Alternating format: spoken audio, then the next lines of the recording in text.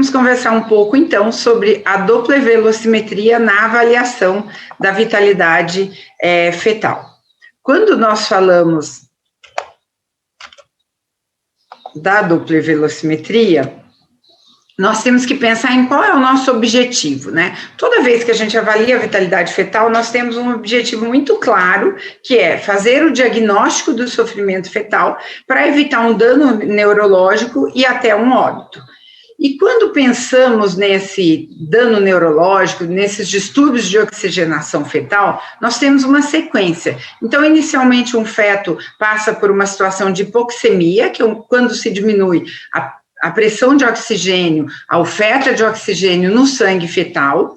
Isso pode levar a uma hipoxia, que é a diminuição da PO2 nos tecidos, e finalmente a uma anoxia, quando nós temos uma diminuição da PO2 e o aumento do PCO2, com consequente diminuição do pH no sangue e nos tecidos. Então, nós vamos ver claramente que nessa fase inicial é onde nós vamos ver as alterações hemodinâmicas fetais. E depois a gente entra, então, para uma alteração metabólica fetal. Como é que isso funciona?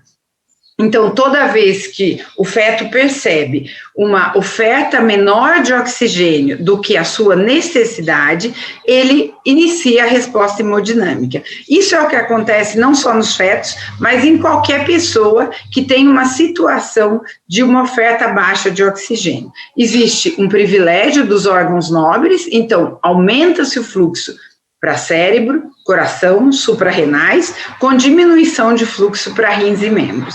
E eu queria compartilhar com vocês o que a Doppler velocimetria trouxe para a gente de avanço, né? Essa resposta hemodinâmica, ela já era conhecida em 1967, 1979, quando nem existia ainda a aplicação da Doppler velocimetria, especialmente para a obstetrícia. E nessa situação, como é que esses pesquisadores fizeram? Eles fizeram estudos em animais e eles já observavam essa resposta hemodinâmica. Apesar de saber que essa resposta hemodinâmica era possível em ovelhas, em fetos de ovelhas, era impossível para que nós, na prática clínica, pudéssemos observar essa resposta hemodinâmica. Isso só passou a ser possível à medida que nós tivemos a Doppler velocimetria. Enquanto essa resposta hemodinâmica, ela é suficiente para que nós consigamos um bom resultado, que consiga, de alguma forma, suprir de oxigênios esses órgãos nobres e manter essa boa oxigenação, esse feto continua a sua gestação sem maiores problemas. Até que, se porventura for insuficiente esta resposta hemodinâmica, ele vai lançar a mão, então, da resposta metabólica. O que é importante nessa resposta metabólica e que nós já começamos a conversar, né? Então, toda vez que a gente vai fazer a glicólise, que nós vamos quebrar a glicose com o objetivo de produzir energia, isso é o que acontece na presença de oxigênio. Se estamos numa situação de ausência de oxigênio, o mecanismo para a produção de energia será diferente, nós vamos ter liberação de lactato e os hidrogênios, e isso vai diminuir o pH. Então, é nesse momento que o feto vai, então, estar lançando mão desta resposta metabólica. Nós vamos dizer que sofrimento fetal, então, tem qual definição? É a resposta que o feto apresenta à diminuição da oxigenação, e caso essa resposta não seja suficiente, ou caso essa oferta de oxigênio diminua mais ainda, ele lançará a mão da resposta metabólica e, com isso, a redução do pH no sangue de cordão ou do pH no nascimento, que é o que a gente fala.